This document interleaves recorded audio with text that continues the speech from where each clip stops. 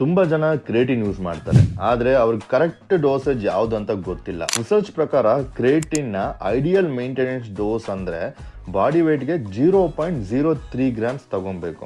Example, ನಾನು 90 kgs ಇದ್ದೀನಿ ಅಂದ್ರೆ ನನಗೆ 3 to 5 ಗ್ರಾಮ್ಸ್ ಕ್ರಿಯೇಟಿನ್ ಡೈಲಿ ಬೇಕಾಗುತ್ತೆ. ಕೆಲವು ಅಥ್ಲೆಟ್ಸ್ ಲೋಡಿಂಗ್ ಫೇಸ್ ಕೂಡ ಮಾಡ್ತಾರೆ, ಅದರಲ್ಲಿ 0.3 grams per KG per body weight 5 to 7 days continuous ಆಗಿ ತಗೊಂತಾರೆ. ಇದು ಮ್ಯಾಂಡಿಟರಿ ಇಲ್ಲ. ಇನ್ನೊಂದು ಇಂಪಾರ್ಟೆಂಟ್ ವಿಷಯ ಏನು ಅಂದ್ರೆ, ಕ್ರಿಯೇಟಿನ್ ನ ಕಾರ್ಬ್ಸ್ ಅಥವಾ ಪ್ರೋಟೀನ್ ಜೊತೆ ತಗೊಂಡ್ರೆ ಅಬ್ಸರ್ಪ್ಷನ್ ಸ್ವಲ್ಪ ಇಂಪ್ರೂವ್ ಆಗುತ್ತೆ. ಯಾಕಂದ್ರೆ ಇನ್ಸುಲಿನ್ ಕ್ರಿಯೇಟಿನ್ ನ ಮಸಲ್ಗೆ ಕ್ಯಾರಿ ಮಾಡುತ್ತೆ. ಆದ್ರೆ ಬಿಗ್ಗೆಸ್ಟ್ ಸೀಕ್ರೆಟ್ ಏನಂದ್ರೆ ಕನ್ಸಿಸ್ಟೆನ್ಸಿ.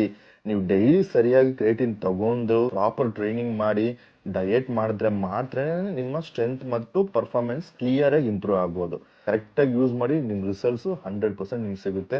ಸೊ ನಾನು ಯೂಸ್ ಮಾಡ್ತಾ ಇರೋದು ವೆಲ್ಕೋರ್ ಕ್ರಿಯೇಟಿನ್. ಈ ಕ್ರಿಯೇಟಿನ್ ನೀವು ಪರ್ಚೇಸ್ ಮಾಡಬೇಕು ಅಂತ ಇದ್ರೆ ಸ್ಟೋರಿಗೆ ಹೋಗಿ ಲಿಂಕ್ ಹಾಕಿರ್ತೀನಿ, ಲಿಂಕ್ ನ ಕ್ಲಿಕ್ ಮಾಡಿ ಚೆಕ್ಔಟ್ ಆಗೋಕೆ ಮುಂಚೆ ರಾಕೆಟ್ 10 ಅಂತ ನನ್ನ ಕೋಡ್ ನ ಯೂಸ್ ಮಾಡಿ ಎಕ್ಸ್ಟ್ರಾ ಡಿಸ್ಕೌಂಟ್ಸ್ ಪಡೆಯಿರಿ ಸ್ನೇಹಿತರೆ.